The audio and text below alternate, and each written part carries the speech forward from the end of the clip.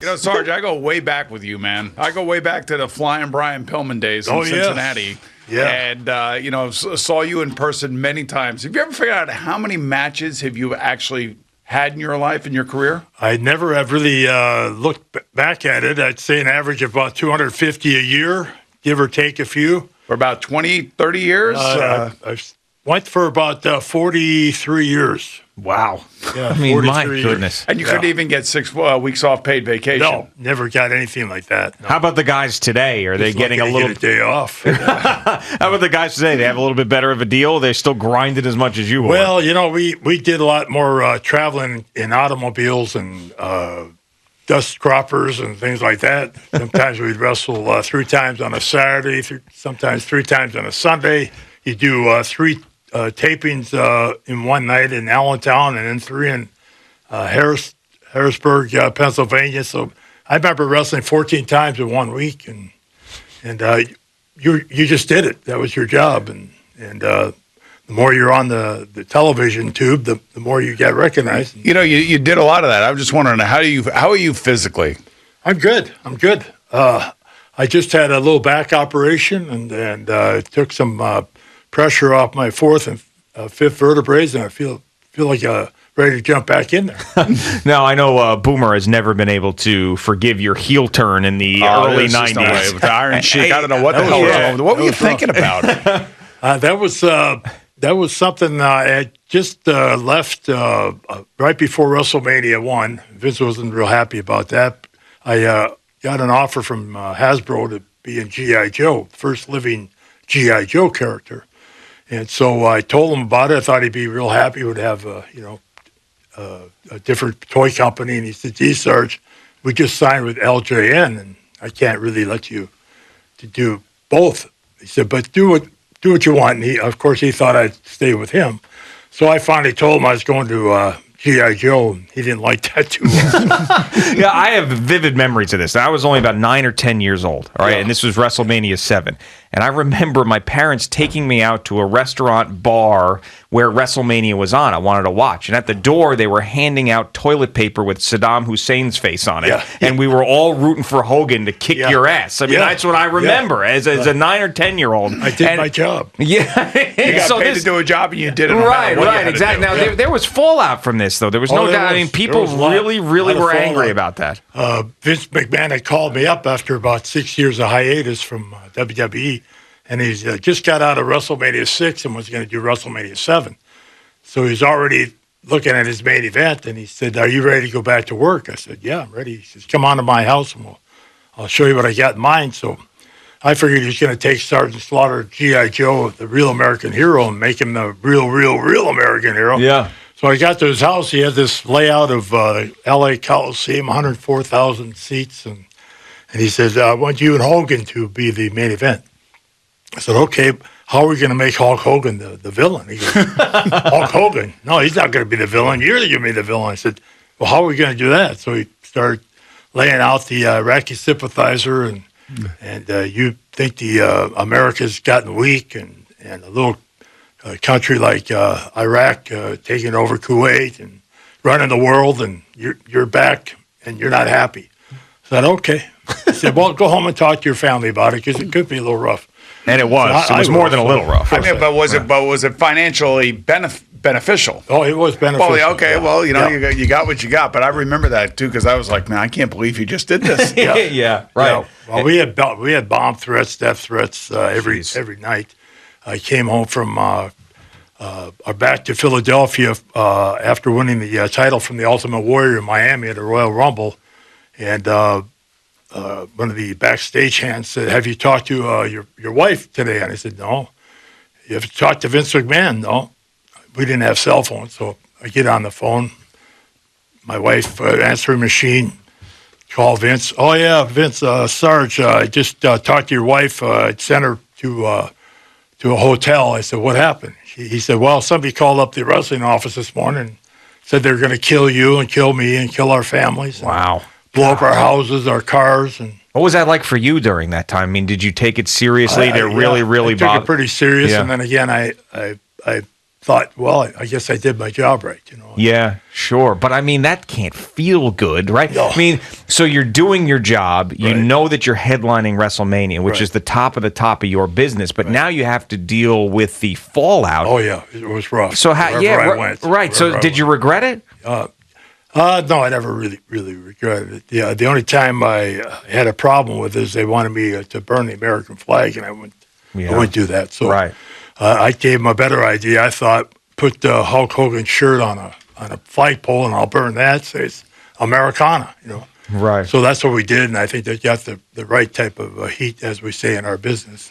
Yeah, we're talking to Sergeant Slaughter in studio with Boomer and Gio on the Fan CBS Sports Network. How long did it take you to get back into the good graces of the wrestling fan, and what was the thing that did that? Well, when the war started, we decided when Americans were losing their lives defending our country, we get back out of it. So I went around to all the monuments and asked for my country back, and did vignettes all over the United States of America.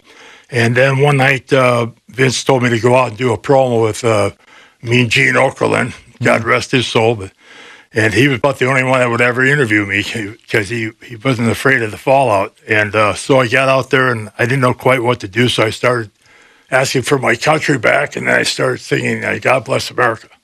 Well, there wasn't a dry eye in the house, and I got back, and Hacksaw Jim Duggan and I were teamed up that night to take on the Iron Sheik and I believe it was Nikolai Volkov. So when I got back, Vince just was shaking his head. He says, "That's the greatest thing I've ever seen." He said, "What if you went out with Hacksaw tonight and you turned on him again? And we'll start all over." No, we're not doing that again. We're not doing that again. I said, "No." I said, "Okay." And he goes, "No, I'm just kidding you." I was thinking, like, for the Iron Sheik, though, it must not have been a very comfortable time for him either. No, it wasn't. It wasn't. He actually was not with me at that time, and we brought him in later on to do a pay-per-view for SummerSlam in Madison Square Garden. It was a triangle of terror. It was myself, Iron Sheik as Colonel Mustafa, and then we had the General Adnan, and the three of us took on Hulk Hogan and Ultimate Warrior. We call it the match made in heaven, match made in hell. Macho Man married his wife, Miss Elizabeth, the same night. So. We got everything out of it we could. Man, these storylines are incredible. What did you find the toughest about in your prime? Was it the stuff that you had to do as the character stuff and these storylines, or was it the wrestling and the physical side of it, where you have to be at the top of your game to be that good and to be wanted to headline WrestleMania? Yeah, we. The worst part about the whole thing I did with the Iraqi sympathizer was when we got to L.A. to do the big 104,000 seat capacity. They were telling Vince McMahon, you got to secure the Coliseum. It's going to be about $4 or $5 million. And he said, well, I'm not doing that. So we had to go back into the little arena, which only sat about 18,000. And it just was a heartbreaker to do all that, go through all that, and not be able to go break that record. Right. As you know, Boomer, being in front of all those people, the adrenaline just flows, and you put on the greatest matches, of all time. And it wasn't so hard because I was a character. I was playing a character. Sure. It was hard for my kids. My two daughters going to school. I'd have to go up there every once in a while and speak to their class in the school and let them know everything is okay. You're fine. Yeah. Right. I'm just their dad. I'm playing a character. Was there ever a guy that, like, when you got to the arena and you knew who you were getting ready to go into the match with, that you just like, I can't believe I got to do this again with this guy? Yeah. Stan Hansen. Really? Yeah. Hilarious. Stan was one of those guys that would be in the locker room laughing up and having a good time. And as soon as that buzzer rang for our match to be up, he'd take off his glasses and he'd start feeling around to see where he was at. He was blind as a bat. And he couldn't see in the ring half the time, and he just knocked your block off. There was no controlling him. There was no controlling him, or right. no? You never put any cologne or anything on because you don't want him to smell you. so he can find you.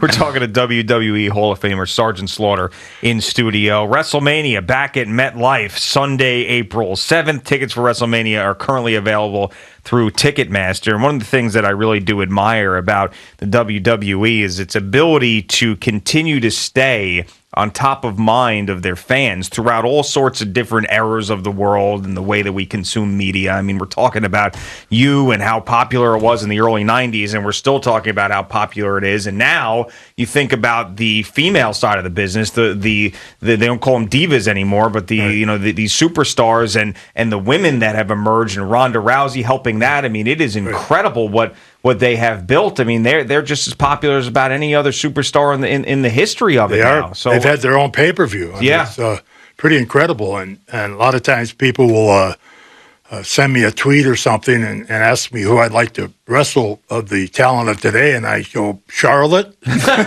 Charlotte Flair, Becky Lynch. Right, absolutely. They've wrestled, pretty damn good, and they don't stop. Keep going. The reality of your business, though, think about it. Pedro Morales just passed away. Yes. And again, another wrestler dies way too young. Right. When you see like that, do you realize that, here I am at the age of 70, I'm back in it now, I'm an ambassador for it and all that other stuff. Right. Well, if you had a message to these young wrestlers, what would it be? Well, luckily for our new talent now, we didn't have all the doctors, the trainers, the chiropractors, and the great rings that's our stage we work in. We would wrestle in rings one night that were hard as this floor. The next night you couldn't even walk in them. They bounced so much. And so we got all the greatest, possible things to work with and with us. And we used to, adjust each other, and I'd sew up a couple of guys.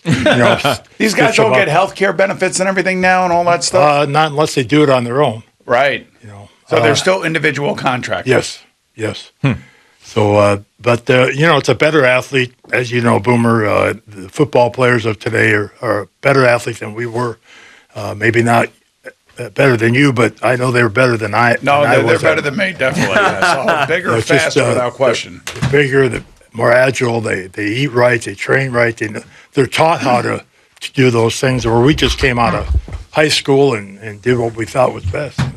Take me through how the Cobra Clutch became the finishing move and the, I guess, basically the history of that. Can we actually have you do that on Al Dukes, our producer? Sure. That would be great. Come on, Al. In, Al. Hey, Al, come on, Al. Show us how this is going to be a thrill for him. Yeah, will somebody please take a picture of it with their phone? So. Yeah, I got it. Yeah, I got it. Here we go. So you can just go right here. Well, there was a move called the sleeper hold. The sleeper, yeah. The sleeper was like this. Oh, yeah. And when you put all the pressure on this carotid artery right here, that would put you to sleep or make you give up. How's that feel, Al? So I want to give up. I created the Cobra Clutch, which works on both carotid arteries, like that one. You see that, Al?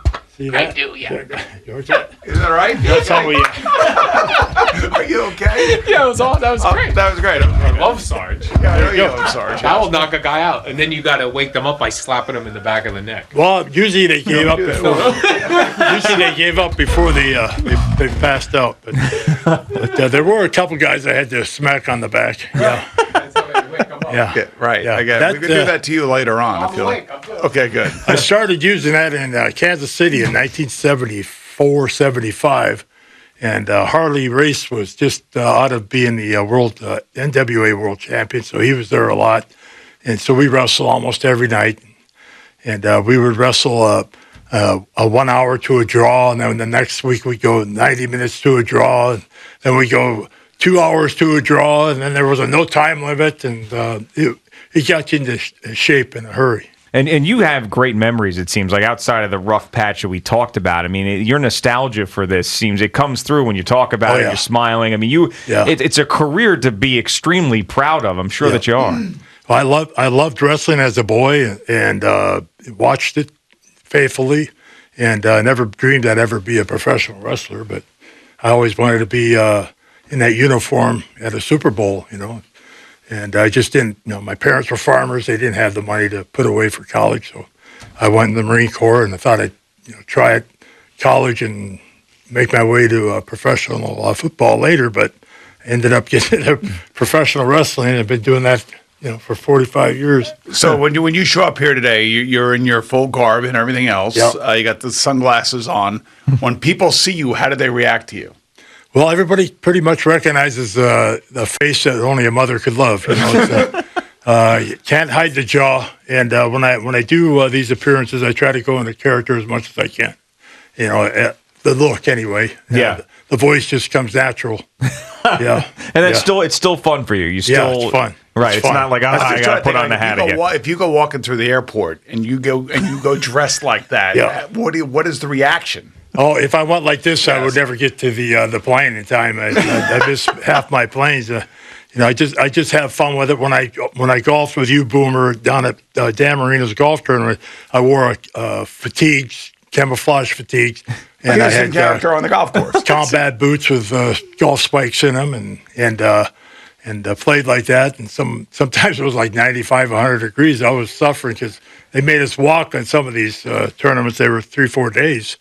And two craziest rounds of golf. One was with Sergeant Slaughter. The other one was with John Daly, who played with no shoes on, smoking cigarettes and drinking vodka the whole time, or whatever it was, bourbon or whatever it was. Two of the craziest rounds of golf I'll never forget. Just the way he plays Augusta. I remember Boomer's son was there, Gunner, and we were about almost finished, and there was a big blow up of Hootie, the Hooter mascot. And I said to Gunner, should I go clothesline him? And he goes, yeah. So I run at this mascot and I hit him, and for some reason the air went out of it, and I laid on top of this poor guy, and all the air was going out of it. And I looked over at Gunner on the golf cart, and he was just having a great laugh. And he came over and started stomping on the guy. I can't believe he rememers that. That is Gunner incredible. was probably like 7 or 8 years old at the time. Yeah. That's amazing.